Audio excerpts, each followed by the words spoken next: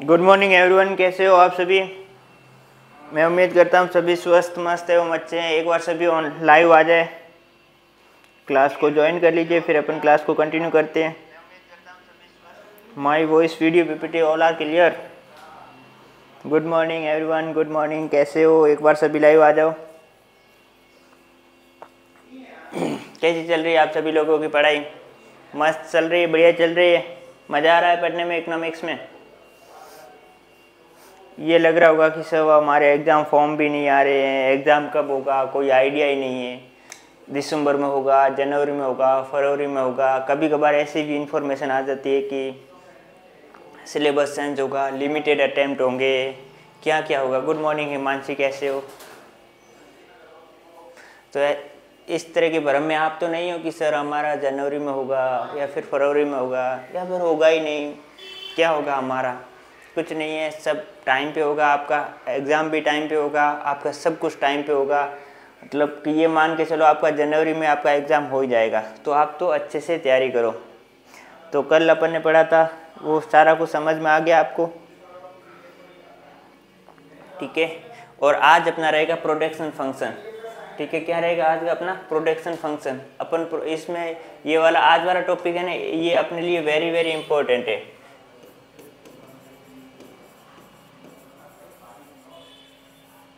ये अपने लिए इम्पोर्टेंट क्या है, क्योंकि इसमें हर बार आप कैसे हो सर, मैं बहुत अच्छा हूँ, ठीक है। तो आज वाला टॉपिक है अपना प्रोडक्शन फंक्शन। इससे अपने कैसे क्वेश्चन आएंगे, इसमें हर बार एक ना एक क्वेश्चन आता ही है, ठीक है। तो आज उनमें अपन क्या पढ़ेंगे, लीनियर प्रोडक्शन फंक्शन पढ़ेंगे और लियोनटिफ प्रोडक्शन फंक्शन पढ़ेंगे, कॉब डगलस प्रोडक्शन फंक्शन पढ़ेंगे। इसके अलावा एक सीईएस प्रोडक्शन फंक्शन होता है,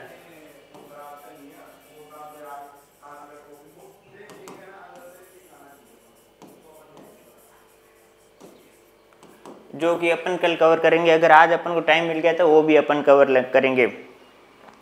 तो अपन को सबसे पहले ये देखना है कि ठीक है, अपन इसमें से क्वेश्चन किस टाइप के आते हैं, कि डायरेक्टली ऐसे नहीं पूछा जाएगा कॉब डगलस का फॉर्मूला बताए, ये इसका कॉब डगलस का है या सीईएस का प्रोडक्शन फंक्शन का है, ये ए किसको डिनोट करता है, अल्फा किसको डिनोट करता है, ये किसको इंडिकेट करता है, पॉजिटिव कौन से पैरामीटर होने चाहिए, नेगेटिव कौन से पैरामीटर होने चाहिए।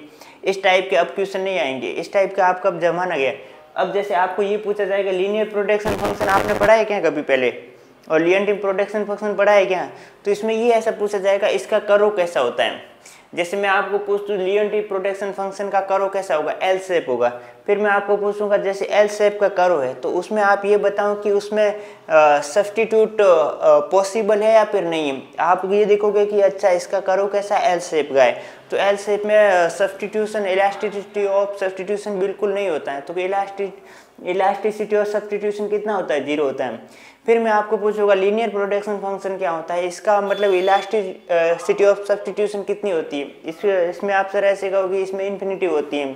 क्यों होती है, क्योंकि अपन लेबर को कैपिटल में पूर्ण ही अपन उसको सब्स्टिट्यूट कर सकते हैं। फिर मैं आपको कैपिटल में कॉब डगलस में पूछूंगा, तो कॉब डगलस का आपको ये आना चाहिए कैसा, इसमें लिमिटेड होती है।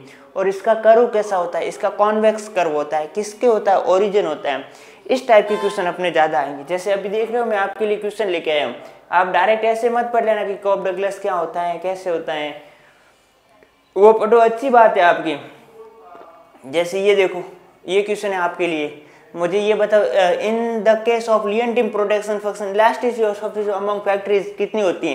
कौन सा फंक्शन, प्रोडक्शन फंक्शन लियोनटिफ। अगर आप एग्जाम में जाओगे कंफ्यूज हो जाओगे, सर हमने लियोनटिफ तो पढ़ा ही नहीं, हमने तो ओनली फॉर कॉब डगलस और सी प्रोडक्शन फंक्शन पढ़ा है, ठीक है। तो आपको ये भी ध्यान रखना है कि लियोनटिफ प्रोडक्शन फंक्शन में कितनी है, 0 है, अनंत है, इन्फिनिटी है, कितनी है, लेस देन 1 है, वो पूरा का पूरा अपन कवर करेंगे कि कितनी इसमें लियोनटिफ में इतनी है, तो अपन देखेंगे कि लीनियर में कितनी है, फिर कॉब डगलस में कितनी है। और अगर आज टाइम मिला तो अपन सीईएस प्रोडक्शन फंक्शन के बारे में भी मैं बताऊंगा।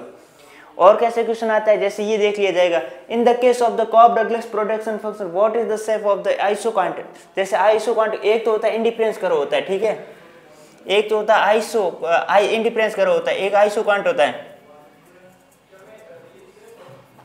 ठीक है। इंडिफरेंस कर्व में क्या होता है और आइसोकांट में क्या होता है? इंडिफरेंस कर्व में ये होता है कि उन दो गुड्स का कॉम्बिनेशन होता है जहाँ पर कंज्यूमर को क्या होता है, इक्वल सेटिस्फेक्शन लेवल मिलता है। तो आइसोकांट में क्या होता है? आइसोकांट में वो दो प्रोडक्शन के फैक्टर होते हैं जिससे इनपुट होते हैं, अपन लेबर और कैपिटल भी देख सकते हैं। जहाँ जो प्रोड्यूसर होता है ना, उसको क्या होता है मतलब उसका लेबर और कैपिटल कम ज़्यादा भी कर देगा ना, जैसे लेबर कम कर दिया तो कैपिटल इंक्रीज कर दिया, या फिर लेबर इंक्रीज कर दिया कैपिटल डिक्रीज कर दिया, तो उसका जो फाइनल प्रोडक्शन आता है ना वो उसका सेम बना रहेगा, जैसे बिल्कुल सेम है। बाकी प्रॉपर्टीज वगैरह पूछे जाए, ये आइसो क्वांट है, ठीक है। इधर अपन लेबर ले लेते, इधर अपन कैपिटल ले लेते। मान लो इतना लेबर है और इतना कैपिटल है, ठीक है। लेबर इतना है, जैसे ये 4 है, ये 5 है, ठीक है।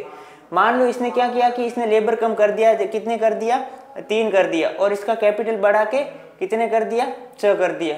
ये कितने? 5 और 4 9 होता है, ठीक है। और इसने 6 कर दिया, तो मतलब ये 6 और ये तो इनका 9 रह गया। मतलब एक का कम, मतलब एक को इंक्रीज डिक्रीज करके अपन कर सकते हैं, लेकिन उसका क्या होता है कि जो फाइनल प्रोडक्शन होता है या फिर जो आउटपुट होता है वो बिल्कुल इक्वल बना रहता है, ठीक है। और एक दूसरे ये भी ध्यान रखना है, जिसका इसका MRTS डिक्रीज होता है, ठीक है। जैसे अब मैं कल आपको एक इसकी प्रॉपर्टीज डिफरेंट है फ्रॉम आइसो इंडिफरेंस कर्व से, बाकी लगभग इसकी प्रॉपर्टीज सेम है। जो अपन कल नहीं परसों की क्लास में अपन कवर करेंगे, उस टाइम में आपको ये भी बता दूंगा। और फिर मैं ये भी बोलूंगा कि आइसो क्वांट एक्स के पैरेलल क्यों नहीं होता, वाई एक्स के पैरेलल क्यों होता है, ठीक है, तो बताऊँ। तो इसमें अभी आपको ये ध्यान रखना है कि इसमें कॉब डगलस में अपना इंडिफरेंस आइसो क्वांट का शेप कैसा होता है, ठीक है। आपको कोई ऐसे भी पूछ सकता है, जैसे एक इकोनॉमिक्स ऐसा सब्जेक्ट है, जैसे मैं आपको एक क्वेश्चन पूछूं, ठीक है, आपको मैं ये पूछूं कॉब डगलस का इंडिफरेंस करो कैसा होता है, तो आप तो रटा हुआ बोलेगा, अरे हमारे को तो पता है इंडिफरेंस करो कैसा होता है, कॉन्वेक्स टू ओरिजिन होता है। तो इंडिफरेंस करो नहीं होता, आइसो क्वांट का शेप पूछ रहा हूँ। क्या पूछ रहा है? आइसो क्वांट का शेप पूछ रहा हूँ, ये देख सकते। तो मतलब इतना मजेदार पढ़ो कि मजा आए पढ़ने में, ठीक है। और फिर और क्वेश्चन कैसे आएंगे, ठीक है, जैसे ये देख सकते हैं। और ये तो चलो आप सभी को ध्यान, ये अल्फा और ये बीटा, थोड़ा ये गलत हो गया जब मैं कराऊंगा, ठीक है, ये तो सब कवर कर लोगे, ठीक है। तो इस टाइप के क्वेश्चन आते हैं आपके, और वो सारे के सारे क्वेश्चन कैसे आएंगे, और मैं इन सभी में आपको लिए डिफरेंस भी लेके आया हूँ, जैसे लीनियर हो गया, फिक्स्ड हो गया, कॉब डगलस हो गया, बहुत अच्छे से। मतलब आज की क्लास को आप पढ़ने में बड़ा मजा आएगा आपको, देखिए यार क्या मजा आ गया पढ़ने में, तो ठीक है, तो ऐसा लगेगा आपको।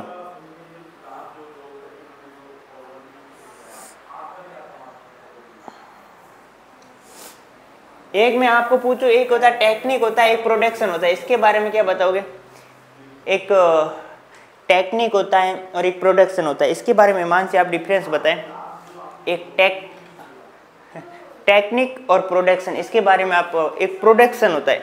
सबसे पहले तो मुझे ये बता प्रोडक्शन क्या होता है?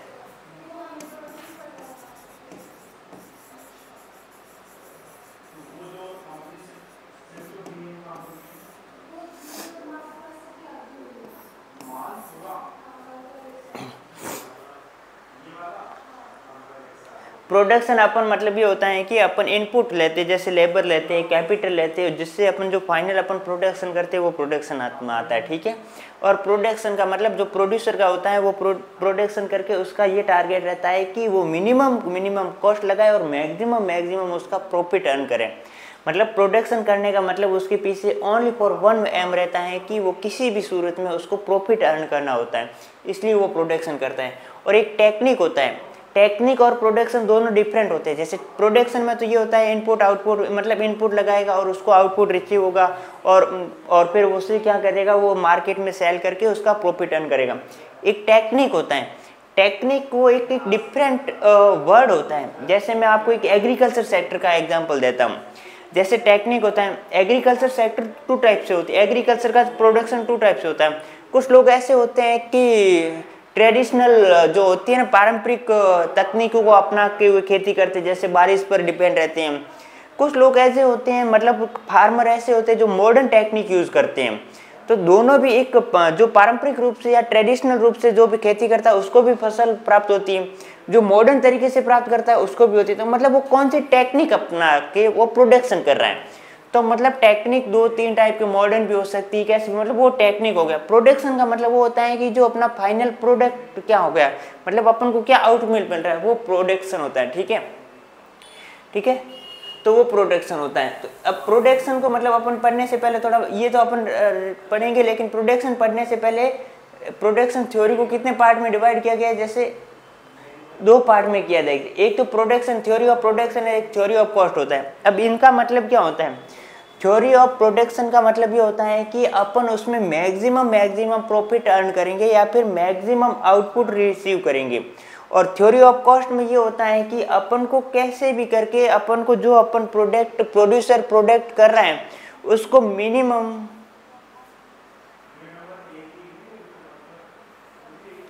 उसको अपन को मिनिमम से मिनिमम कॉस्ट को करके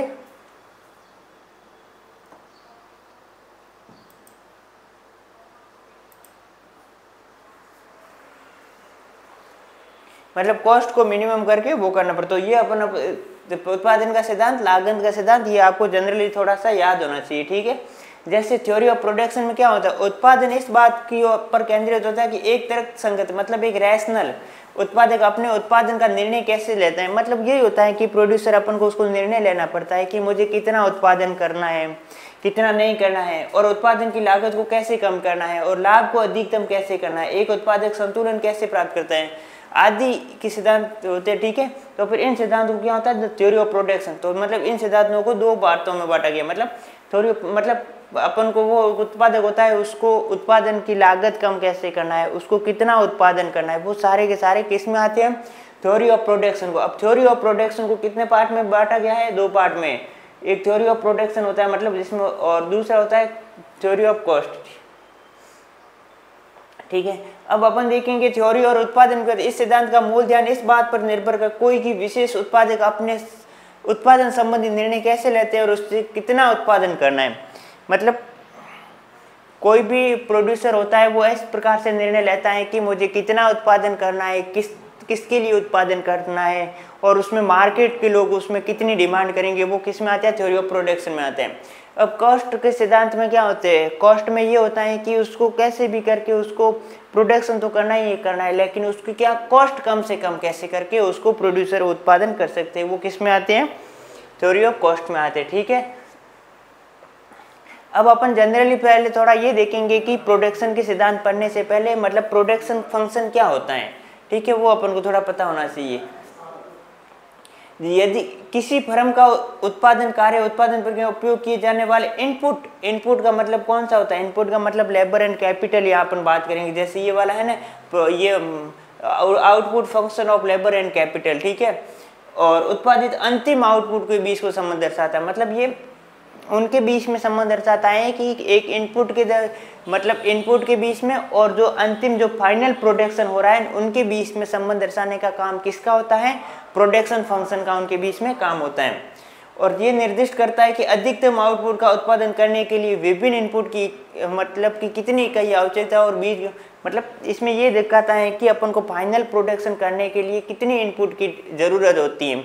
और इसको अपन मैथमेटिकली या बीजगणितीय रूप में इसमें भी क्वेश्चन पर से output function of labour and capital, ठीक है। एक तो ये लेबर एंड कैपिटल, मैं आपको ये पूछूं, एक तो ठीक है ये वाला है ना, output function of labour and capital, ठीक है।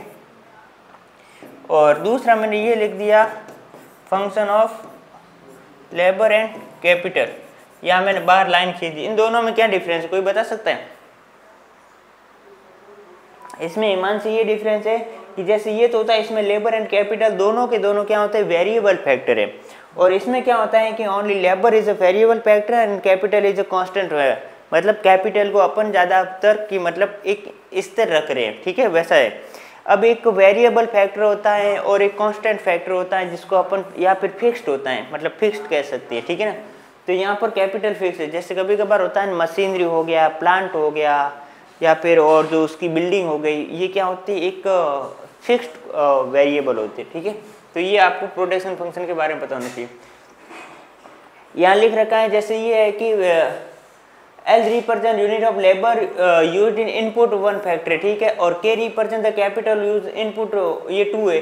मतलब ये कैपिटल को प्रेजेंट करता है, ये लेबर को प्रेजेंट करता है, ये इनपुट फर्स्ट है, ये सेकंड है। मतलब फर्स्ट सेकंड ऐसा कुछ नहीं है कि कौन सा फर्स्ट है कौन सा सेकंड है, यही है कि 1 2 3 मतलब ऐसे काउंट करें, अपने यहाँ पर 2 फैक्टर को यूज करेंगे, ठीक है। और QX represent the output of the produce, ठीक है। तो ये सारा का सारा प्रोडक्शन फंक्शन के बारे में हो गया। ये तो अपन ने जनरल अपना बेसिक क्लियर कर दिया, ठीक है। अब आपको ये देखना है कि सर हमारे को जो JRF करनी है तो अपन को क्वेश्चन किस टाइप के आएंगे, वो डायरेक्टली अब क्वेश्चन आएंगे। क्लास में बने रहे, एंड तक आपको बड़ा मजा आएगा, क्योंकि शुरुआत में कभी कभार ऐसे होता है ना कि यार अब क्लास में बोर हो गए, पता नहीं ऐसा लग रहा है कि पढ़ते पढ़ते पढ़ते पढ़ते अपन तो बोर होते जा रहे हैं। तो आपको उस सिचुएशन में क्या करना है, अपन को उस जगह पे स्टेबल बना के रखना है।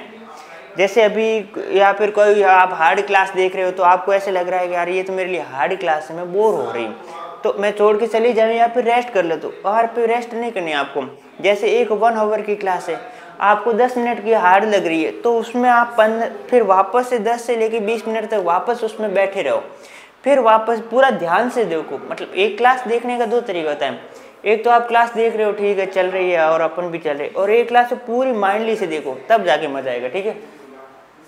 तो अपन टाइप ऑफ प्रोडक्शन, जैसे ये ना type of factor of production, जैसे मैंने बोला था एक वेरिएबल फैक्टर होते हैं और एक फिक्स फैक्टर होते हैं। जैसे वेरिएबल फैक्टर में तो वो होते हैं जिनको अपन चेंजेस वगैरह कर सकते हैं, ठीक है। उत्पादन के परिवर्तनशील कार्य जिन्हें उत्पादन की इकाइयों को बढ़ाने या घटाने के लिए आवश्यकता अनुसार घटाया बढ़ाया जा सकता है, वो परिवर्तनशील कार्य कहते हैं। जैसे मैं पूछूं आपको कि अपन को 500 क्वांटिटी अपन पहले से प्रोड्यूस कर रहे हैं या प्रोडक्शन कर रहे हैं, ठीक है। तो उसके लिए अपन लेबर मान लो 50 लेबर है और 50 ही अपन ने कैपिटल लगा रखी है। फिर अपन को क्या करना है कि अपन को आउटपुट मान लो कि डबल करना है, या फिर 500 क्वांटिटी से अपन को 700 क्वांटिटी करना है। तो अपन क्या करेंगे, पहले अपने लेबर की क्वांटिटी 50 थी तो अपन 50 से 70 कर देंगे, और कैपिटल अपने कितनी थी 50 से कैपिटल भी अपन 70 कर देंगे। तो मतलब ये हुआ कि अपन वेरिएबल फैक्टर इनपुट जो इनपुट होते हैं ना वो वेरिएबल होते हैं, पर उनको इंक्रीज करने पर अपना आउटपुट भी इंक्रीज हो जाएगा। अगर अपन को आउटपुट 700 से वापस 500 की ओर लेके आना है तो अपन इनपुट भी डिक्रीज कर सकते हैं। मतलब इनपुट के अकॉर्डिंग अपन या फिर आउटपुट के अकॉर्डिंग अपन जो वेरिएबल फैक्टर होते हैं, जो इनपुट फैक्टर होते हैं, उनको अपन इंक्रीज एंड डिक्रीज कर सकते हैं। तो वो होते हैं वेरिएबल फैक्टर। और जो फिक्स्ड फैक्टर वो होते हैं जिनको अपन चेंज नहीं कर सकते। जैसे अपनी प्लांट है, जमीन में अपने फैक्ट्री जितनी जमीन में अपन ने लगा रखी है, पहले अपन 500 क्वांटिटी प्रोड्यूस कर रहे थे, अपन को 700 क्वांटिटी प्रोड्यूस करनी। जो मशीनरी वगैरह होती है, बिल्डिंग हो गया, मशीनरी हो गया, प्लांट हो गया, वो तो सारी सेम ही रहेगी। अपन मतलब लेबर कैपिटल उनको तो इंक्रीज कर सकते, जो मेन जो फिक्स्ड होता है वो तो फिक्स ही रहेगा। इसका मतलब ये होता है कि उनका डायरेक्टली प्रोडक्शन पर फर्क नहीं पड़ता है, ठीक है। तो वो तो फिक्स फैक्टर आ गए, ठीक है। तो ये परिवर्तनशील कार्य हो गए। उत्पादन के स्थिर कार्य वे कार्य जो उत्पादन परिवर्तन के साथ स्थिर रहते हैं, ठीक है ना। मैंने क्या बताया था, उत्पादन में परिवर्तन के साथ जो स्थिर रहते हैं वो फिक्स्ड कॉस्ट या फिर फिक्स्ड फैक्टर ऑफ प्रोडक्शन होते हैं, और उत्पादन के स्थिर कार्य कहलाते हैं। ये स्थिर कारक उत्पादन के शून्य पर भी स्थिर रहते हैं। अब जैसे मैंने आपको प्लांट हो गया,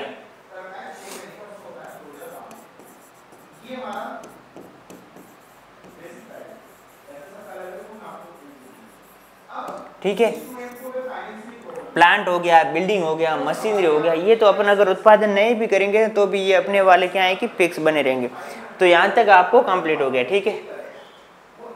अब अपना मेन टॉपिक आ गया। मेन तो वैसे वो बार रहता है, कभी कभार बहुत सिंपल क्वेश्चन आ जाते हैं, ठीक है। अब अपना मेन टॉपिक आएगा। अब आँख कान नाक जो भी आपका मन करे वो बिल्कुल पूरा यहाँ पर ध्यान लगा के देखना है, ठीक है। इसे इनपुट के निश्चित अनुपात का उपयोग किया जाता है, ठीक है। हिंदी में ज़्यादा कंफर्टेबल रहोगे आप, इंग्लिश में?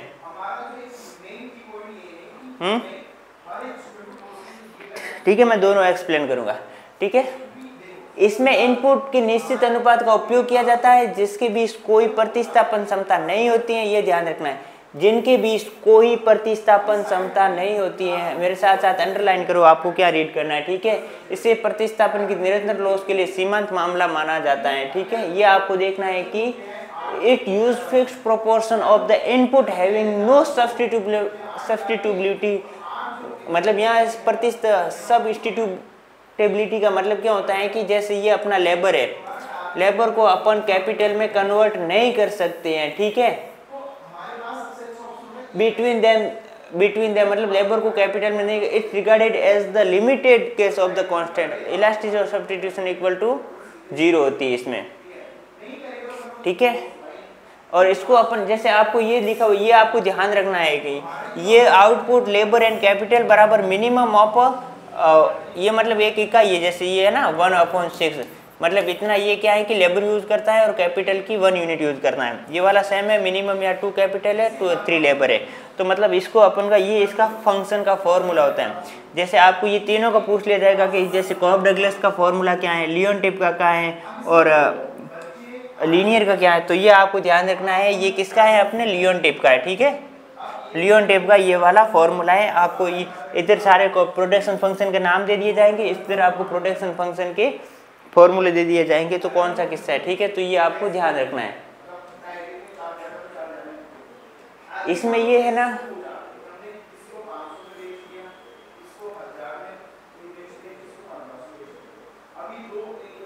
अच्छा हिंदी इंग्लिश दोनों एक ही पेज पे, ठीक है। बिकॉज लेबर एंड कैपिटल, ये है ना लेबर एंड कैपिटल रेशियो है, ये कैपिटल एंड लेबर रेशियो, ठीक है, इसको ऐसे लिखना है इज अ कांस्टेंट। आपको ये पूछ लिया जाएगा कि labour capital ratio Leontief production function में कांस्टेंट रहता है या फिर वेरिएबल रहता है, तो आपको ध्यान रखना है कि ये होता है ना अपना लियोन टिप फंक्शन में कैपिटल लेबर रेशियो कांस्टेंट रहता है, so elasticity of substitution equal to 0। ये आपको ध्यान रखना है कि elasticity of substitution equal to 0 होता है। कितना होता है, इक्वल टू 0 होता है। और लियोन टिप प्रोडक्शन फंक्शन का ग्राफ कैसे बनेगा, ऐसा बनेगा, एल शेप का बनेगा। ठीक है, एल शेप का बनेगा, तो इसका मतलब ये होता है एल शेप में आपको ये पता है कि उसमें आप सब्स्टिट्यूशन बिल्कुल 0 होता है। तो यहाँ पर ये क्या दे रखा है, the elasticity of substitution equal to 0। और अगर ऐसा हो जाता तो ये पूरी स्ट्रेट लाइन होती, तो उसमें अपन क्या है, इलास्टिसिटी ऑफ सब्स्टिट्यूशन बिल्कुल अपन क्या करेंगे, इसमें बिल्कुल कर सकते, मतलब एक दूसरे में परिवर्तन कर सकते हैं। जैसे अपन ने इंडिफरेंस कर्व भी पढ़ा था ना, जैसे मैंने आपको पूछा था कि कॉम्प्लीमेंट्री गुड्स के लिए इंडिफरेंस कर्व कैसा होता है। कॉम्प्लीमेंट्री गुड्स के लिए मैंने क्या बताया था कि एल होता है, एल शेप का होता है, और सब्स्टिट्यूशन गुड्स के लिए इंडिफरेंस कैसा होता है, स्ट्रेट लाइन होता है। तो वो सारा उससे भी आप रिलेट कर सकते हो। ठीक है, तो so elasticity of substitution equal to 0, ये बिल्कुल मेरे साथ अंडरलाइन करना है कि मैं इसमें बिल्कुल सारा क्रीम लेके आया हूँ, ज़्यादा रामायण नहीं लेके आया हूँ आपके लिए। जो मैंने दिखा है लिख के यहाँ पर लेके आया वो 100% आपको याद करना है। This is case of the perfect complementary. बिल्कुल क्या है, कॉम्प्लीमेंट्री है कि नहीं है। मैंने क्या बताया था जब इंडिफरेंस कर्व अपन ने जब पढ़ा था ना, इस प्रकार का शेप है तो वो कॉम्प्लीमेंट्री गुड्स के लिए। अगर पूरी स्ट्रेट लाइन है तो वो सब्स्टिट्यूशन गुड्स के लिए। तो ये बिल्कुल देख रहे हैं, this case of the perfect complementary, ये ध्यान रखना है। आपको ये पूछ लिया जाएगा लियोन टिप प्रोडक्शन फंक्शन किस प्रकार की किन प्रकार के केस में होता है, बिल्कुल आंख बंद करके आपको बोलना है कि सर परफेक्ट कॉम्प्लीमेंट्री है। ठीक है, और इसमें ये बिल्कुल ये टॉपिक तो बिल्कुल याद रखना है। जैसे यहाँ पर CRS का मतलब होता है कांस्टेंट रिटर्न टू स्केल है। ठीक है, और यहाँ पर एक होता है CRS, ध्यान रखना, और एक होता है DRS और एक होता है IRS। ठीक है, थोड़ा ध्यान रखो, मैं ये शॉर्ट में लिख रहा हूँ। ठीक है, CRS का मतलब होता है constant return to scale, DRS का मतलब डिक्रीजिंग रिटर्न टू स्केल, और IRS का मतलब होता है इंक्रीजिंग रिटर्न टू स्केल। ये याद रखना है। ठीक है, अब इसमें आपको कैसा कंफ्यूज करेगा एग्जामिनर, आपको देखिए रिफ्लेक्ट मतलब CRS is a linear production function is and reflect the increasing, मतलब इसमें आपको ये ध्यान रखना है कि मतलब रेखिक लियोन टिप उत्पादन फंक्शन के लिए CRS को दर्शाता है। मतलब इसमें क्वेश्चन ऐसा पूछेगा लियोन टिप प्रोडक्शन है ना, linear Leontief production function है था। अब यहाँ पर आपको एक देखना है कि एक होता है लीनियर रेखिक, रेखिक और लीनियर एक ही होता है। ठीक है, linear Leontief production function के लिए कांस्टेंट रिटर्न टू स्केल होगा या इंक्रीजिंग रिटर्न टू स्केल होगा या डिक्रीजिंग रिटर्न टू स्केल होगा। ठीक है, तो आपको ये देखना है कि लीनियर के लिए लियोन टिप प्रोडक्शन फंक्शन कैसा होगा, कांस्टेंट रिटर्न टू स्केल होगा। और आपको ये पूछ लिया जाएगा ये नॉन लीनियर के लिए, non linear Leontief production function के लिए कैसा होगा, इंक्रीजिंग और डिक्रीजिंग दोनों प्रकार का हो जाएगा। तो आपको ये ध्यान रखना IRS और DRS दोनों किसके लिए होगा, दोनों होगा non linear Leontief production function. Only for constant किसके लिए होगा, linear Leontief production function के लिए। ठीक है, और इसका कौन सी गुड्स के लिए, किस केस के लिए होगा, कॉम्प्लीमेंट्री गुड्स के लिए। अब कॉम्प्लीमेंट्री गुड्स है तो अपन उसको सब्स्टिट्यूशन इलास्टिसिटी कर सकते हैं, नहीं कर सकते, सब्स्टिट्यूशन और इलास्टिसिटी 0।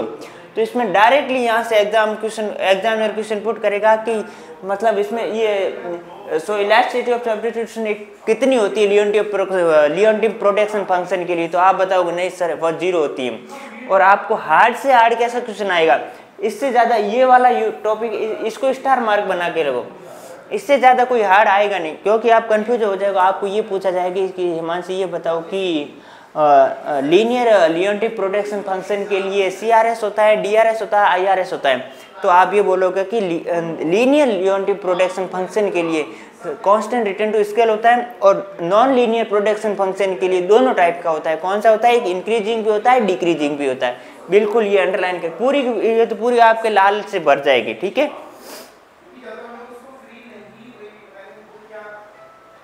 तो लियोनटिफ प्रोटेक्शन फंक्शन में कोई डाउट वगैरह है तो बताएं, वापस से रिवाइज कराओ एक बार, क्या बताओ, मजा आ गया? फिर अपन ये रेखीय प्रोटेक्शन फंक्शन पढ़ेंगे, और इसके बाद में मैं आपके लिए एक और रामबाण लेके आया हूँ। मतलब ये सारा का सारा है ना, मैंने पूरा का पूरा डिफरेंस बता रखा है, तो ये पढ़ लोगे ना तो भी मतलब किसी भी हालत में आपका क्वेश्चन गलत होगा ही नहीं, ये मेरी गारंटी, इसमें आपका कोई क्वेश्चन गलत होगा ही नहीं। बट यही है कि आपको मेरे साथ चलना है। बताओ समझ में आ गया ना? वेरी गुड, इंटेलिजेंट हो सारे बच्चे।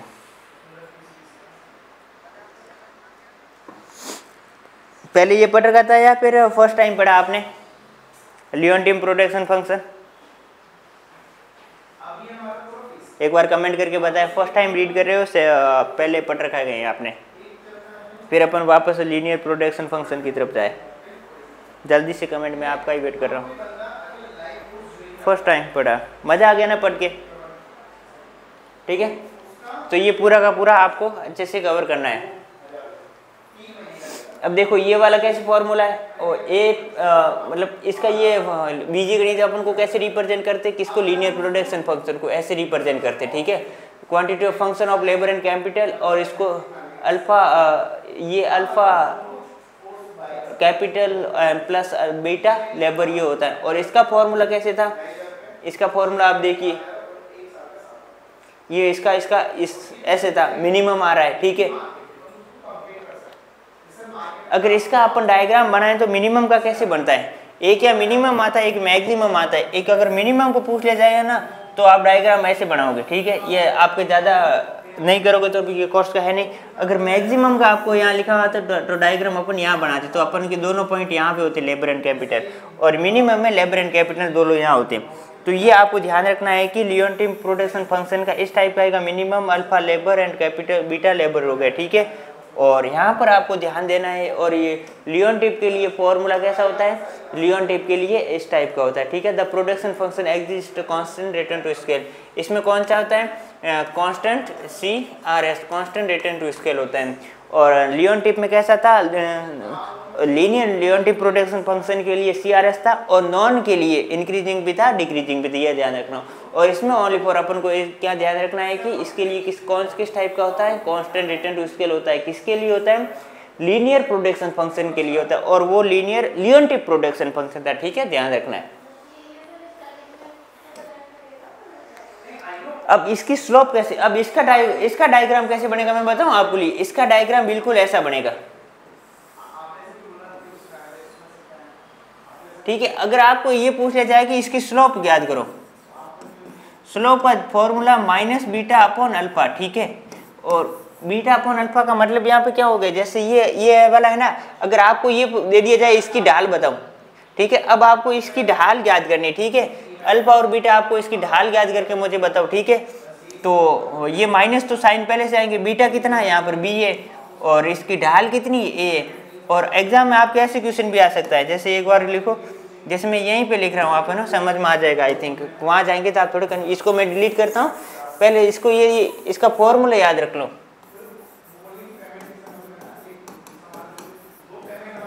और मैं आपको एक क्वेश्चन दे रहा हूँ, ठीक है, एग्जाम्पल दे रहा हूँ।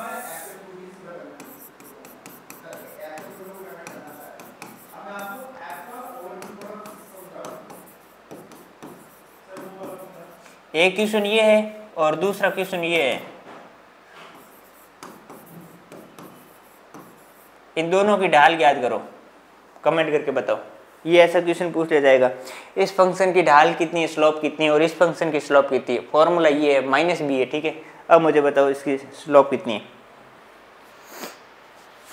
ऐसा क्वेश्चन आपको डायरेक्ट पूछ लिया जाएगा। इसकी ढाल कितनी होती है, बीच में बीटा कितना, ये माइनस लिए बीटा कितना 2 है, ठीक है, और इसका अल्फा कितना है 3 है, तो ये इसकी ढाल ये हो गई। और अगर इसकी ढाल कितनी है, बीटा कितना माइनस है, कितना -2 है, और ये कितना है 3 है, तो ये माइनस माइनस क्या हो जाएगा, प्लस हो जाएगा, 2/3 हो जाएगा। तो ये आपको ध्यान रखना है, ठीक है। इस टाइप के क्वेश्चन भी आ सकते हैं, ठीक है। ये तो ये ठीक है, ऐसे ध्यान रखना है। समझ में आ गया ना। जो उत्पादन फलन पैमाने के स्थिर प्रतिबल को प्रदर्शित करता है, ठीक है। तो ये देख रखा, ये लिख भी रखा, the isoquant of the production function are the parallel straight line. ये पैरेलल स्ट्रेट लाइन, पैरेलल मैंने ऐसे अभी इसको बताया था ना, ये ऐसे होता है, एक दूसरे के समांतर होती है, मतलब ये कभी कट नहीं करेंगे। अब मैंने ये किसके लिए होता है, सब्स्टिट्यूट गुड्स के लिए होता है, ठीक है। मतलब अपन इसको एक दूसरे से बिल्कुल सब्स्टिट्यूट कर सकते हैं। तो अगर इसमें आपको पूछ लिया जाएगी, ये substitute labour for capital and capital for labour without any limit, कितनी भी लिमिट के बिना अपन कितना भी इसको अपन आराम से सब्स्टिट्यूट कर सकते हैं। कोई बताया ही कहाँ है, बताओ, मैं बता देता हूँ आपको।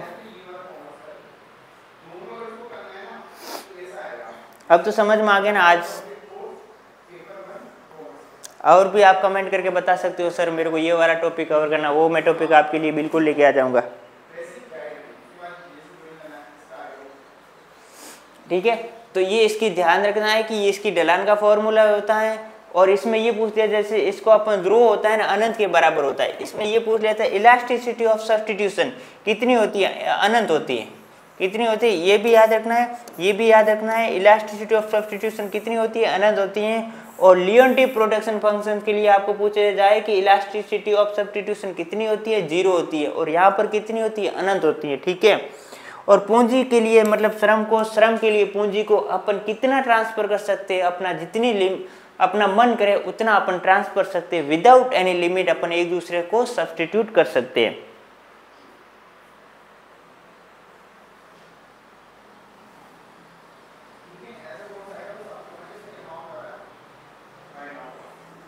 बिल्कुल आपकी उम्मीदों पर खरा उतरेंगे, ठीक है। तो ये आपको पूरा अच्छे से समझ जाना है, ठीक है। ये बिल्कुल जो मैं इसमें ऐसा एक भी लाइन नहीं है कि आप स्किप कर सको। अगर आप नोट्स बनाओगे या फिर पीडीएफ पढ़ोगे तो पूरा का पूरा आपको अंडरलाइन करके पढ़ना है, ठीक है।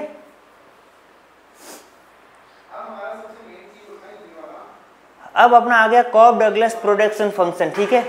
अब अपन कॉब डगलस प्रोडक्शन फंक्शन के बारे में पढ़ेंगे। ये इसको अपन ऐसे भी लिख सकते हैं, ये ना, ये थोड़ा यहाँ लिखा हुआ थोड़ा मिस्टेक में, जैसे मैं बताऊँ इसको अपन एक बार आप मेरे साथ साथ लिख दीजिए। Function of capital and labour, ये तो चलो ठीक है आ रहा है, ठीक है। और ये वाला ऐसा है, जैसे ये वाला है ना, जैसे इसको अल्फा के अल्फा और लेबर बीटा, ठीक है। एक में और पूछूं, इनमें यहाँ पर डिफरेंट बताओ, ठीक है।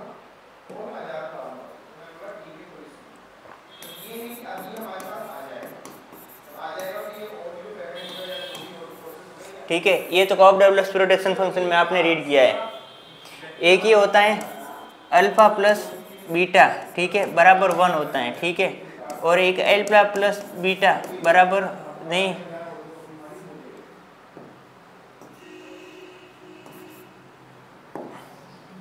लेस देन 1 होता है। एक alpha plus beta greater than 1 होता है। इनमें क्या डिफरेंस होता है, कोई बता सकता है डिफरेंस बिटवीन?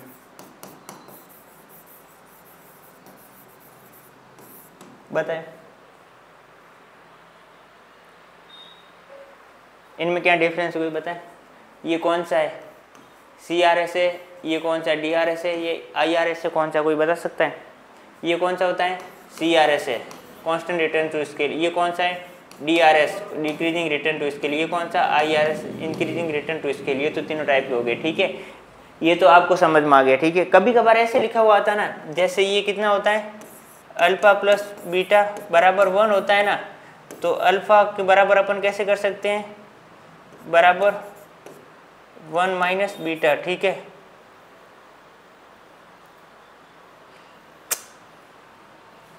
इसको आप ऐसे भी लिख सकते हैं,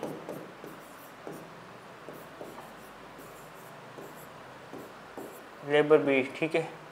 बी को अपन ऐसे भी कर सकते हैं, मतलब बी को अपन नहीं बी को ऐसे कैसे कर सकते हैं, ये तो अल्फ़ा आ गया, नहीं फिर इसको हटाते हैं, ठीक है। अपन को क्या बीटा की जगह निकालना, ठीक है। तो बीटा की जगह 1 माइनस अल्फ़ा आ गया, ठीक है। तो और ये अपन इसको अपन कैसे कर सकते हैं, ए कैपिटल अल्फ़ा और लेबर 1 माइनस अल्फ़ा, ठीक है। और ये आपको पूछे जाएगी, ठीक है ना, alpha plus 1 minus alpha equal to 1। तो ये 100% कैसे होगा, कांस्टेंट रिटर्न टू स्केल होगा, ठीक है। ये वाला 100% कांस्टेंट रिटर्न टू स्केल होगा, लेकिन इसकी 100% गारंटी नहीं है कि ये कांस्टेंट रिटर्न टू स्केल होगा। कैसे अपन इसको हल करेंगे ना, जैसे ये अल्फ़ा हो गया, ये प्लस हो गया और ये माइनस अल्फ़ा हो गया, ये बराबर 1 हो गया, तो यहाँ से ये कट गया, तो ये कितना आ गया, 1 इक्वल टू 1 आ गया। तो ये कैसा हो गया आपने, कांस्टेंट रिटर्न टू स्केल हो गया। तो ये भी आप देख सकते हो। अगर मतलब इस टाइप का आपको पूछ लिया जाए और मतलब बिल्कुल इक्वल टू 1 आ जाए, तो आपको आंख बंद करके sir constant return to scale होगा ही होगा, हमारे पूरा पता है, हम पूरा रिसर्च करके आए, बहुत अच्छे से पढ़ के आए, ठीक है। तो ये भी समझ में आ गया होगा, ठीक है। ठीक है, अब मैं ये आपको पूछूं, कॉफ डगलस प्रोडक्शन फंक्शन कब दिया गया था, कब दिया गया था, 1928 में, 1982 में दिया गया था। किसके द्वारा दिया गया था, Cobb Douglas production function is given by Charlie Cobb and Paul Douglas. मतलब ये दो अलग अलग अर्थशास्त्री थे, तो उनके नाम से अपन इसका सिद्धांत का नाम क्या पड़ेगा, कॉफ डगलस, कॉफ डगलस प्रोडक्शन फंक्शन।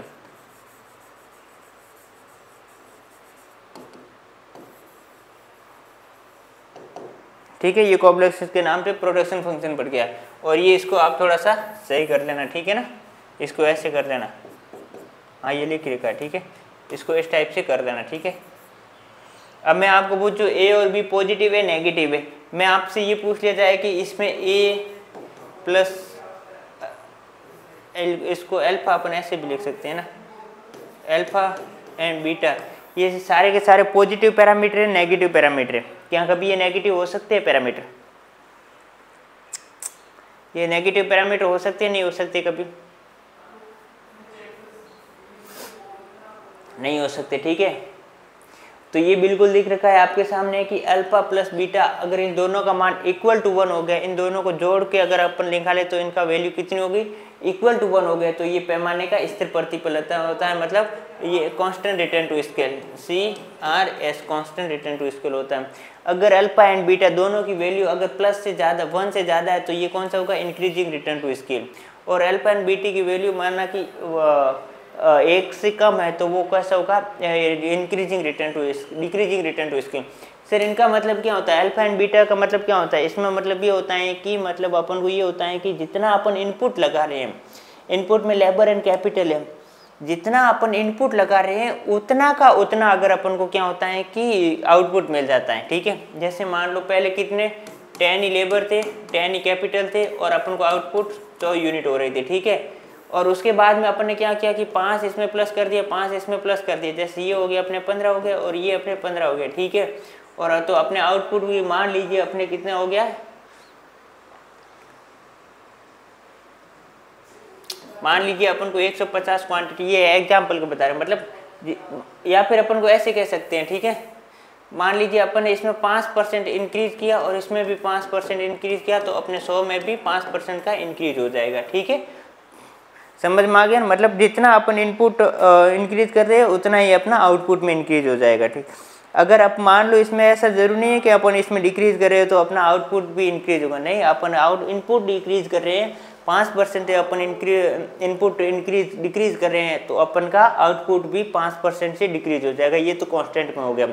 और इंक्रीजिंग रिटर्न में ये होता है कि अपन लेबर भी और कैपिटल भी दोनों 5-5% के रूप में इंक्रीज कर रहे हैं, लेकिन अपना जो आउटपुट है वो अपना आउटपुट कितना इंक्रीज होगा, 10% के इंक्रीज होगा। मतलब इनपुट से बजाय प्रोडक्शन ज़्यादा इम्प्रूवमेंट हो रहा है। अगर आपसे ये पूछा जाए कि डिक्रीज में क्या होता है कि अपन 5% में लेबर इंक्रीज कर रहे हैं, 5% से कैपिटल कर रहे हैं, और जो आउटपुट है वो 5% से इंक्रीज ना होकर कितने परसेंट से इंक्रीज होगा, 3% से इंक्रीज होगा। मतलब ये होगा जितना अपन ने आउटपुट इंक्रीज किया था उसकी बजाय उसकी तुलना में जो प्रोडक्शन था वो कम इंक्रीज हुआ। ठीक है, तो ये तो ऐसा हो गया। और इसमें ये ध्यान रखना है कि ठीक है,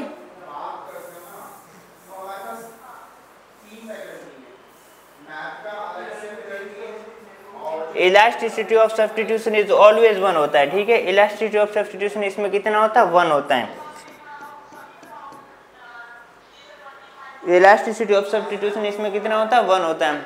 इफ वन फैक्टर इज, ठीक है, इसमें कितना होता है, 1 होता है। अब लीनियर प्रोडक्शन फंक्शन में अपन ने कितना पढ़ा था, 0 होता है, और लीनियर प्रोडक्शन फंक्शन में कितना था, अनंत था, और इसमें कितना है, 1 था। ये तीनों का अंतर ध्यान रखना है। If the one of the factory 0, अपन इसमें ये होता है कि अगर आपने कैपिटल कितना 0 कर दिया तो आपका आउटपुट भी जो होगा ना, आउटपुट वो भी 0 हो जाएगा। चाहे कैपिटल लेबर आपका 180 क्वांटिटी हो या फिर 100 क्वांटिटी हो, कितनी भी हो, तो आपका क्या होता है कि आउटपुट 0 हो जाएगा। अगर दोनों पॉजिटिव है तो आउटपुट 0 नहीं होगा। दोनों में से कोई सा भी एक अगर आपका 0 हो गया तो आपका जो फाइनल आउटपुट है वो 0 हो जाएगा। Elasticity of substitution is always 1, ये बिल्कुल याद रखना है। और ये तीनों टाइप के प्रेजेंट कर रहा है, इंक्रीजिंग डिक्रीजिंग करता है। और लियोनटी प्रोडक्शन फंक्शन ऑन को कांस्टेंट, मतलब linear production function only for किसको रिप्रेजेंट कर रहा था, ओनली फॉर कांस्टेंट को प्रेजेंट कर रहा था। और लियोनटी कैसा था, वो लियोनटी तीनों टाइप का था, लेकिन लीनियर प्रोडक्शन फंक्शन के लिए कांस्टेंट था, और नॉन लीनियर लियोनटी प्रोडक्शन फंक्शन के CRS भी था और IRS भी था। ठीक है, IRS और DRS था, CRS तो मतलब कांस्टेंट रिटर्न टू स्केल होता है। ठीक है, तो ये हो गया। ठीक है, ये क्वेश्चन आप देख सकते हो, ये बड़ा मजेदार क्वेश्चन है। ठीक है, जैसे अभी मैंने बताया था कि जैसे एक फैक्टर ऑफ प्रोडक्शन, जैसे लेबर मान लो 0 हो गया, लेबर मान लो क्या हो गया, 0 हो गया।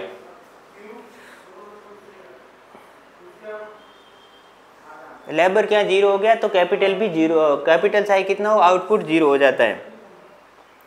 और ये इसमें क्या देर का मतलब अपन कैपिटल कितना इंक्रीज करेंगे तो आउटपुट कितना इंक्रीज होगा। ठीक है, ये देखो, ये बहुत ही मजेदार समझते हैं।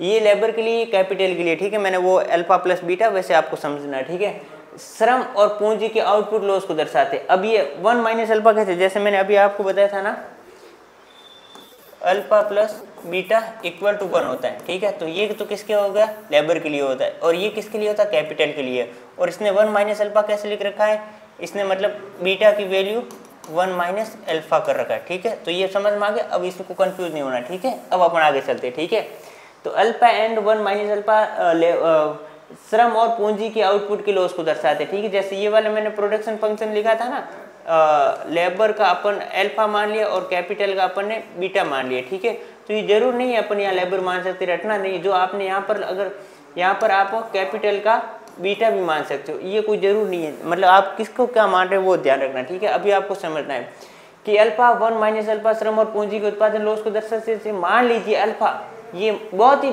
मजेदार क्वेश्चन आएगा, इसमें बहुत ही हाई लेवल के क्वेश्चन आते हैं, गेट वगैरह में इस टाइप के क्वेश्चन आते हैं। ठीक है, तो ये अल्फा को 0.33 और अल्फा माइनस 1 वो 0.67 है। तो इसका मतलब होता है कि जैसे अपन किसको, कैपिटल को 1% बढ़ा तो श्रम स्थिर रखने पर, मतलब ये होता है कि कैपिटल को 1% बढ़ाने पर और श्रम को श्रम स्थिर रखने पर उत्पादन 0.33 से बढ़ेगा। ठीक है, मतलब ये होता है कि अपन श्रम को बढ़ा रहे हैं तो मतलब तो 0.33 जब L 1% और पूंजी स्थिर रखने पर उत्पादन 67% बढ़ेगा।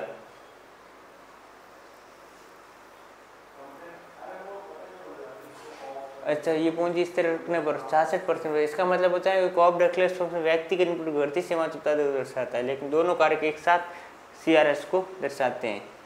अच्छा, इसमें जैसे दोनों, अब सिंगल इसमें ये पूछा जाएगा ओनली लेबर का, मतलब ये है कि अपन ने अगर मान लो लेबर इतना 0.33% बढ़ाया और अपन ने कैपिटल को अपन ने क्या किया, स्थिर रखे, तो अपना आउटपुट होगा ना वो 0.33% के रूप में बढ़ेगा।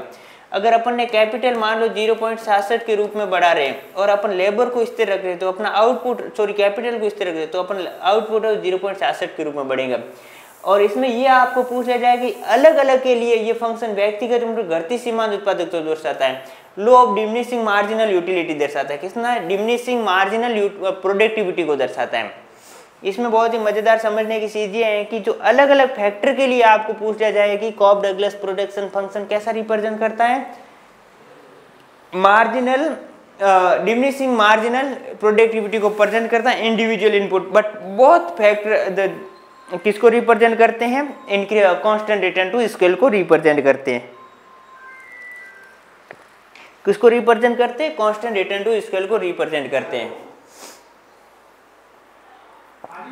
तो आप मुझे बताओ, आपको तीनों के बारे में समझ में आ गया? कोई डाउट वगैरह है तो बताएं। कोई डाउट वगैरह थोड़ा ही बताएं। इन तीनों के बारे में अगर कोई सा भी आपको डाउट नहीं है तो मैं एक बहुत रामबाण साबित करता हूँ। इतनी रामायण तो सर आपने हमारे को पढ़ा के 1 घंटा ले लिया पूरा। अब हमारे को कैसे रटना है, एक डायग्राम दो, बहुत शॉर्ट्स नोट दो जिससे कि हम आसानी से समझ आए। ठीक है, तो अब आपको ध्यान रखना है कि जैसे मैंने 3 प्रोडक्शन पढ़ा है ना, लियोंटे पढ़ाया, लीनियर पढ़ाया, कॉब डगलस पढ़ाया। ठीक है, और अगर आपको किसी भी, जैसे कल का लेक्चर मैंने पढ़ाया था ना, आंख बंद करके आपको कोई सा भी क्वेश्चन पूछे आप बता दोगे। ठीक है, जैसे आज का भी ऐसे आपके तीनों प्रोडक्शन फंक्शन के बारे में आपको ध्यान होना चाहिए। अब आपको मैं एक रटने का तरीका बताता हूँ कि कैसे रटते। ठीक है, ये पहले ये बताइए, आपको क्लियर दिख रहा है ना? एक बार थोड़ा बताइए, ये कौन सा है? लीनियर प्रोडक्शन फंक्शन होता है, ये फिक्स प्रोपोर्शनल लियोंटे प्रोडक्शन फंक्शन है, ये कॉब डगलस प्रोडक्शन फंक्शन है। ये क्लियर दिख रहा है? एक बार यस करें।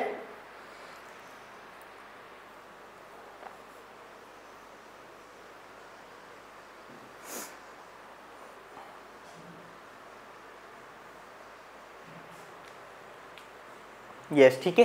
तो सबसे पहले अपन ने कौन सा पढ़ा था? लियोंटे प्रोडक्शन फंक्शन पढ़ा था। ठीक है, तो और उसका ये प्रोडक्शन फंक्शन का बीजगणितीय रूप में इसको ऐसे प्रेजेंट करते हैं, output function of minimum alpha labour capital और बीटा लेबर हो गए, इसको तो ये फॉर्मूला है। और लीनियर का कैसे है? लीनियर का इन दोनों को जोड़ना है। ठीक है, ये इन दोनों को जोड़ना है। और ये कॉब डगलस प्रोडक्शन फंक्शन का, इसमें आपको ये इधर अल्फा कर देना और इधर बीटा कर देना। ठीक है, तो ये तो आपको तीनों का फॉर्मूला याद होना चाहिए। ठीक है, ये तो चलो आप कंफ्यूज नहीं होंगे, लेकिन इन दोनों में मिनिमम किस में आएगा? फिक्स प्रोपोर्शन, या इसका मतलब ये लियोंटे प्रोडक्शन फंक्शन है, इसका अदर नाम है fix proportion of the production function. ये भी थोड़ा ध्यान रखना है। तो इसका मिनिमम आएगा फिक्स। फिक्स मतलब कोई भी चीज फिक्स रहती है ना, कोई से भी आपको दे दिया जाएगा कि जैसे आपको दीपावली के टाइम में ऐसे बोला जाए कि ये स्वीट है, आपको लिमिटेड खानी है, मतलब आपको एक मिनिमम खानी है, तो मतलब एक फिक्स क्राइटेरिया होता है, वैसे आप कर सकते हैं।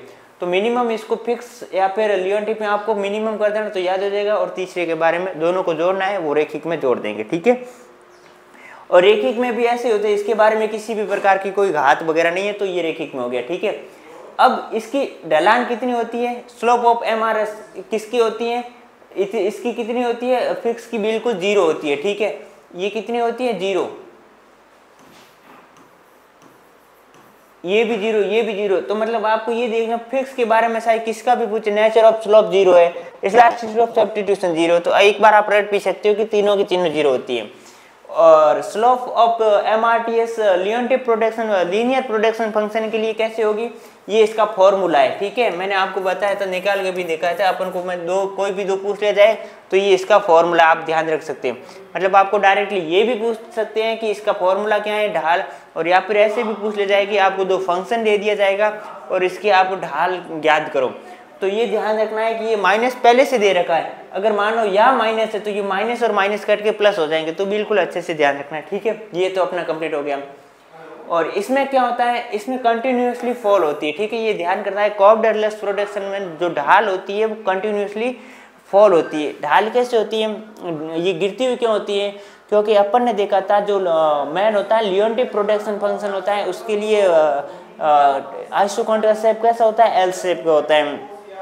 और लीनियर प्रोडक्शन फंक्शन के लिए कैसा होता है? स्ट्रेट लाइन होता है। तो उसके लिए, ठीक है, और कॉफ डगलस प्रोडक्शन फंक्शन के लिए कैसा होता है, कॉन्वेक्स होता है। ये बिल्कुल लिख रखा है, जैसे ये दिख सकता है, ये पैरेलल आइसोक्वांट है, मतलब एक दूसरे से समांतर है। ये आपको दिख नहीं रहेगा, पीडीएफ में आपको क्लियरली दिख जाएगा, थोड़ा माइंड में मत लेना, ठीक है। और इसके लिए कैसा होता है, बिल्कुल मतलब एल शेप का होता है, और ये स्मूथ कॉन्वेक्स है। ये थोड़ा दिख नहीं रहा है, वहाँ पे दिख जाएगा, ठीक है। अब ये नेचर ऑफ द स्लोप ये होता है कांस्टेंट हो गया, ठीक है, और ये जीरो हो गया, और ये डिमिनिशिंग हो गया, घटती होती है। इलास्टिसिटी ऑफ सब्स्टिट्यूशन, जैसे इसमें ग्राफ ऐसे था ना, ऐसे आइसोक्वांट ऐसे था, तो इलास्टिसिटी ऑफ सब्स्टिट्यूशन इसकी अनंत होती है। किसकी अनंत होती है, लीनियर प्रोडक्शन फंक्शन की अनंत होती है। और फिक्स की कितनी होती है, फिक्स के तो आप कोई समझ में नहीं आए, कुछ भी नहीं आए तो आप बोल देना जीरो होती है। अच्छे है, अब क्योंकि ये भी जीरो, ये भी जीरो, ये भी जीरो, तो लीनियर की जीरो होती है, ठीक है। और इसकी कॉफ डगलस प्रोडक्शन फंक्शन की 1 होती है। तो ये आपको ये वाला 4 नंबर पॉइंट है ना, ये आपको किसी भी प्रकार में याद होना चाहिए, ठीक है, क्योंकि यहाँ से क्वेश्चन आएंगे। अनंत को ऐसे लिख सकते हैं, जीरो लिख सकते हैं, मतलब अनंत 0 1 कर सकते हैं, ठीक है। तो ये और ये nature of the return of to scale, अब रिटर्न टू स्केल के बारे में पूछ लिया जाए, ओनली फॉर लीनियर के पूछे जो, तो मतलब ये आपको ध्यान रखना है कि ऑलवेज और ऑलवेज कैसा होता है, कांस्टेंट रिटर्न टू स्केल होता है। और लियोनटिफ प्रोडक्शन फंक्शन के लिए पूछ लिया जाए तो आपको ये ध्यान होना चाहिए कि आपको पता है जो हार्ड होता है ना, वो टॉपिक अपने एग्जाम में क्वेश्चन होता है, तो इसके लिए याद करना है। लियोनटिफ प्रोडक्शन फंक्शन के लिए ये याद करना है, कांस्टेंट रिटर्न टू स्केल कब होगा, जब वो लीनियर लियोनटिफ प्रोडक्शन फंक्शन होता है। और डीआरएस और आईआरएस कब होता है, जब वो नॉन लीनियर प्रोडक्शन फंक्शन होगा। ये बिल्कुल देख रखा है, सीआरएस व्हेन लीनियर, और आईआरएस और डीआरएस व्हेन नॉन लीनियर होगा, मतलब ऐसे भी पूरा नाम नॉन लीनियर लियोनटिफ प्रोडक्शन फंक्शन के लिए पूछ ले जाएगा, लियोनटिफ के लिए पूछ ले जाएगा। ये वेरी वेरी इंपॉर्टेंट है, पूरा याद करना, ठीक है। और कॉफ डगलस के लिए आप सभी को बताया, जैसे अल्फा प्लस बीटा अगर 1 है तो constant return to scale, alpha plus beta का मान ग्रेटर देन 1 है तो इंक्रीजिंग रिटर्न टू स्केल, और अल्फा प्लस बीटा का मान लेस देन 1 है तो वो कैसा होता, डिक्रीजिंग रिटर्न टू स्केल होगा, ठीक है। ये भी अपन को समझ में आ गया। और ये सिचुएशन कैसा होता है, अब ये आपको सिचुएशन आप ऐसे समझ सकते हो, ठीक है। जैसे मैं आपको पूछूं लियोनटिफ प्रोडक्शन फंक्शन के लिए वो मार्केट कैसा है, आपको ये ध्यान होना चाहिए कि उसके लिए इंडिफरेंस करो, वो आइसोक्वांट कैसे होते हैं, एल शेप के होते हैं। एल शेप किसके लिए होता है, कॉम्प्लीमेंट्री गुड्स के लिए होता है, या इंडिफरेंस करो अपन को तो कॉम्प्लीमेंट के लिए होता है, तो ये अपन कॉम्प्लीमेंट्री के लिए हो गया, ये हो गया कॉम्प्लीमेंट्री के लिए लियोनटिफ प्रोडक्शन फंक्शन हो गया। अब ये पूरा का पूरा जैसे ये ग्राफ ऐसे होता है ना, स्ट्रेट लाइन होता है ना, स्ट्रेट लाइन, तो आपको ध्यान रखना कि स्ट्रेट लाइन किसके होता है, सब्स्टिट्यूट गुड्स के लिए होता है, तो इसमें अपन सब्स्टिट्यूट कर सकते हैं। तो ये परफेक्ट सब्स्टिट्यूट हो गया, linear production function perfect substitute हो गया। फिक्स प्रोपोर्शन फैक्ट ये किसके होता है, परफेक्ट कॉम्प्लीमेंट्री गुड्स के लिए हो गया।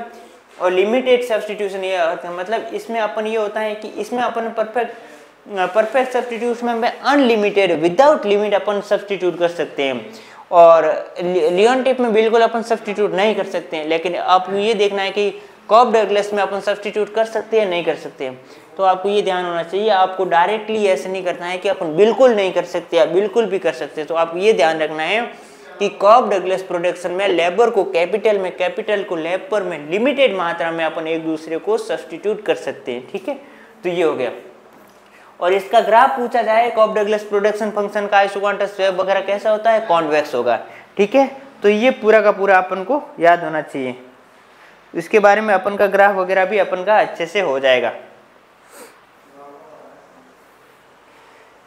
ये अपने क्वेश्चन आएंगे। अब मुझे कोई उम्मीद नहीं है कि आप गलत आंसर दोगे, ठीक है ना, फुल उम्मीद कर लूं, समझ में आ गया ना, बड़ा पढ़ने में मजा आ गया ना। आपको शुरुआती में तो ऐसे लग रहा है यार प्रोडक्शन फंक्शन कौन पढ़ेगा, अब जब दोबारा क्लास देखोगे, दोबारा पढ़ोगे तो मतलब ऐसा एक भी टॉपिक, एक भी लाइन में आपके लिए नहीं लिखा। अब आप ही बताओ इनमें से आप नोट्स कैसे बनाओगे। कोई से भी लिखा कि सर ये हमारे लिए ज़्यादा लेके आए, मतलब मैं कितना क्रीम मटेरियल आपके लिए लेके आ रहा हूँ, फालतू के कुछ लेके ही नहीं आ रहा हूँ, जो ज़रूरी है वो ही लेके आ रहा हूँ आपके लिए। और जो मैं करवा रहा हूँ ना वो अच्छे से 100% आप कर लोगे ना, आपका जेआरएफ कोई रोक नहीं सकता, क्योंकि और मैं जो करवा रहा हूँ उसके बाद मैं आपके लिए क्वेश्चन भी लेके आ रहा हूँ, और उसमें फिर आपको ये करना, जैसे मैं ये आपके 3 क्वेश्चन लेके आया हूँ, 3 क्वेश्चन लेके आया हूँ, तो इसका मतलब नहीं है कि अभी तक 3 क्वेश्चन जो इंपॉर्टेंट क्वेश्चन है इससे रिलेटेड, अब बाकी वाले क्वेश्चन भी आप करना। जैसे ये क्वेश्चन है तो अच्छा इससे ये ऐसा क्वेश्चन आया, बाकी वाले से वैसा आता है, तो सारे के सारे आपको करना है। तो ये क्वेश्चन करवाऊँ या फिर आपको होमवर्क में दूँ, कमेंट करके बताएं।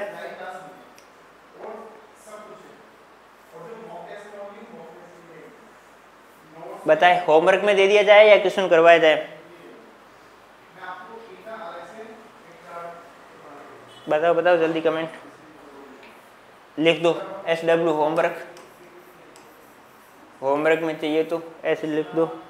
अभी करवाने हैं तो मैं अभी करवा देता हूँ। करवाओ सर, हम बड़े आलसी है ना, कौन माथा पूरी करेगा। तो चलो ठीक है मैं करवाता हूँ। The Leontief production function elasticity of substitution कितना होगा? इन्फिनिटी होगा, 0 होगा, 1 होगा या लेस देन होगा? चलो ये वाला तो मैं काट देता हूँ, नहीं होगा, ये वाला होगा। ठीक है, अब मुझे ये बताओ कि इन्फिनिटी होगा, 0 होगा और लेस देन होगा। अब मैंने क्या पूछा? लियोनटिफ प्रोटेक्शन फंक्शन आएगा, तो कोई सा भी नहीं पता है तो जो उसमें सब क्या होता है? 0 और 0 होता है, तो वहाँ पर आप रटोगे तो 0 हो गया। आपको ये भी ध्यान होगा इन्फिनिटिव किसके लिए होता है? लीनियर प्रोटेक्शन फंक्शन के लिए, और ये किसके लिए होता है? कॉब डगलस के लिए होता है।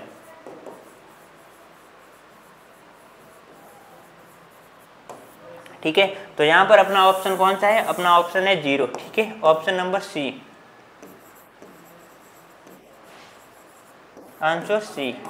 ठीक है, समझ में आ गया ना? Very good very good. ठीक है, तो आपको ये भी देखना है कि इन्फिनिटिव किसके लिए होता है, 1 किसके लिए होता है और 0 किसके लिए होता है। लेस देन 1 तो अपन को पता ही नहीं है ना। ये वाला क्वेश्चन बताओ, इसका कमेंट करके बताओ।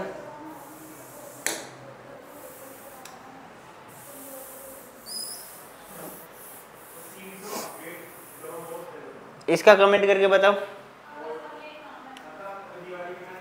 ये किसके लिए? इसका आंसर बताओ।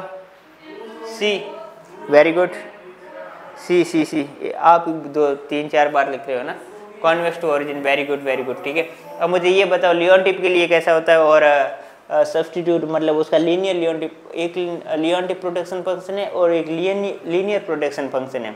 तो लियोनटिफ के लिए कैसा है और लीनियर के लिए कैसा है, तो ये पूरा अच्छे से याद करना। ठीक है,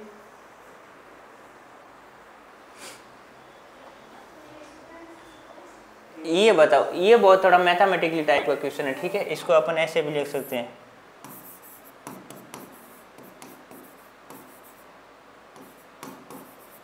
ये बताओ इसमें मतलब ये देखो, where is the value of the output elasticity with respect to the capital की। कैपिटल की कितनी है? कैपिटल ने आप अपन बीटा मान लेते हैं, कैपिटल की कितनी, बीटा की कितनी है? 0.7 है।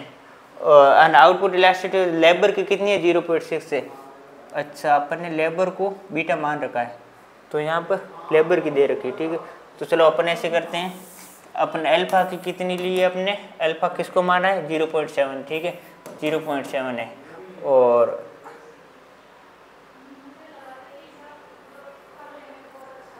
आउटपुट ऑफ द लेबर की कितनी है? बीटा है, 0.6 है। ठीक है, 0.6 है। तो आप पर इनको दोनों को जोड़ेंगे कितने हो जाएंगे? ये अल्फा प्लस बीटा, अल्फा कितनी है? 0.7 प्लस 0.6, ये कितनी होती है? ये कितनी होती है? 1.3 हो जाएगा ना। 1.3 मतलब increasing return to increasing return to scale होगा। बी कैसे होगा? बी कैसे होगा? हिमांशु, आपको कौन सा आंसर किसका दे रहे हो? बी कैसे होगा, एक बार बताए तो।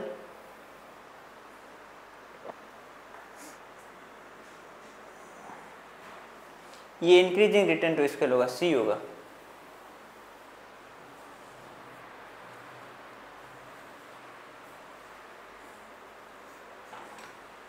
ठीक है, इंक्रीजिंग रिटर्न टू स्केल होगा।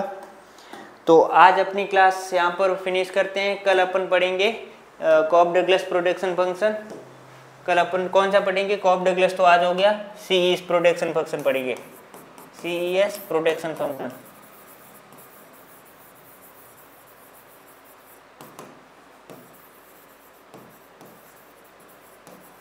और फिर अपन आइसोकांट पढ़ेंगे। और ठीक है, आइसोकांट के टाइप ऑफ आइसोकांट भी पढ़ेंगे।